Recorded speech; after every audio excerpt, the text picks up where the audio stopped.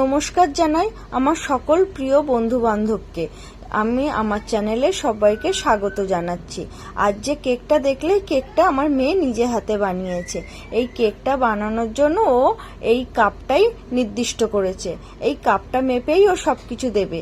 তাই এই কাপ, এক কাপের 3 ভাগ চিনি দিয়েছে আর পুরো 1 কাপ দই দিয়েছে।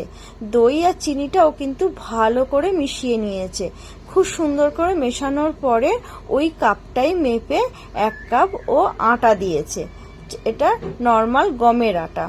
এটা কেকটা কিন্তু গমের আটা দিয়েই তৈরি করবে। তারপরে দিয়েছে 3 চামচ কোকো পাউডার। এই কোকো পাউডারটা ছাঁকনি দিয়ে এইভাবে নিলে তাহলে আর দানা দানা ভাবটা থাকবে না। তারপরে নিয়েছে 3 চামচ গুঁড়ো দুধ। গুঁড়ো দুধটাও সেম প্রসেস এরকম ভাবে করে নিতে হবে, যাতে কেকটা খুব সুন্দর হবে, কোনো জায়গায় গুটলি ভাবটা থাকবে না। তারপরে নিয়েছে 1 চামচ বেকিং পাউডার ও 1/2 চামচ বেকিং সোডা। ব্যাস এরকম ভাবে সবটা ছাঁকনি দিয়ে ছেঁকে নিয়ে তারপরে একটা স্মুথলি ব্যাটার তৈরি করে। ব্যাটারটা তৈরি করার জন্য এখানে ও দুধ ব্যবহার করেছে। দুধটা দিয়ে অল্প অল্প করে দুধ দিয়ে ভালো করে নেড়ে এরকম একটা স্মুথলি ব্যাটার তৈরি করতে হবে। ব্যাটারটা একটু ধৈর্য ধরে ভালো করে সুন্দর করে বানিয়ে নিতে হবে। তারপরে একটা বাটিতে বাটার পেপার দিতে হবে। যেহেতু আমার ঘরে বাটার পেপার ছিল না, তাই ও সাদা কাগজে বাটার লাগিয়ে এই পেপারটা রেডি করে নিয়েছে। এরপরে ওই ব্যাটারটা ঢেলে দিচ্ছে। দেখো, ব্যাটারটা ঢেলে দিয়ে ভালো করে ঝাঁকিয়ে নিয়ে এবার গরম কড়াইতে বসিয়ে দেবে। এই কড়াইটাও 5 মিনিট আগে বসিয়ে রেখেছিল। তারপরে গরম কড়াইতে বসিয়ে দিল। গরম কড়াইতে বসিয়ে দিয়ে 30 মিনিটের জন্য ঢাকা দিয়ে দিল। 30 মিনিট পরে খুলে দেখে যে এখনো একটু বাকি আছে। এই যে এখনো একটু বাকি আছে, সেই জন্য আবারও ঢাকা দিয়ে 5 মিনিট রেখে দিল। 5 মিনিট পরে দেখলো খুব সুন্দরভাবে নিট অ্যান্ড ক্লিন একটা কাঠি হয়েছে, মানে এর গায়ে কোনো লেগে নেই, মানে এটা খুব সুন্দরভাবে পারফেক্টলি হয়ে গেছে। তারপরে একটা ক্রিম বানিয়েছে, চকলেট ক্রিম। সেই চকলেট ক্রিমটা বানানোর জন্য 2 চামচ কোকো পাউডার আর 1 চামচ কর্নফ্লাওয়ার নিয়েছে আর 1/2 কাপ নিয়েছে চিনির গুঁড়ো।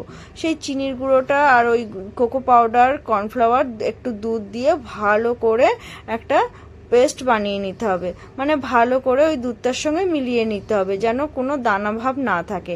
এরপরে এইটাকে জাল দিয়ে চকলেট ক্রিম তৈরি করবে। এদিকে কেকটা ঠান্ডা হয়ে গেছে। দেখো, একটা পাত্রে ঢেলে নিল আর কি সুন্দর বাটিটা বেরিয়ে আসলো। একটু কিন্তু লেগে যায়নি। কেন বলো তো? এই বাটার পেপারটার জন্য।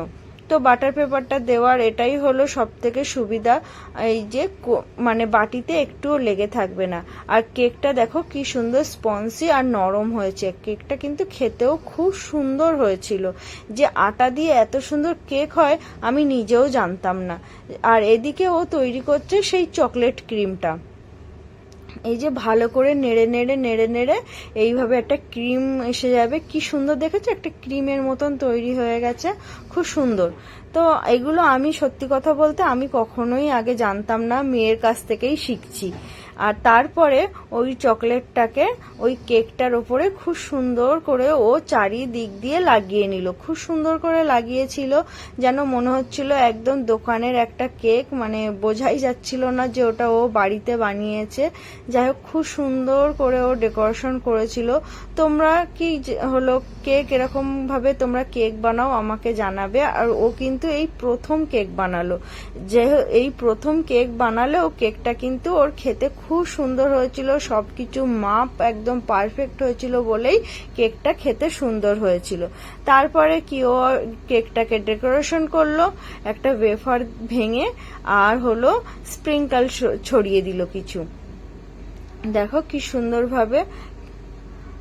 তোমরা কে কোথা থেকে আমার ভিডিও দেখছো অবশ্যই কমেন্ট করে জানাবে।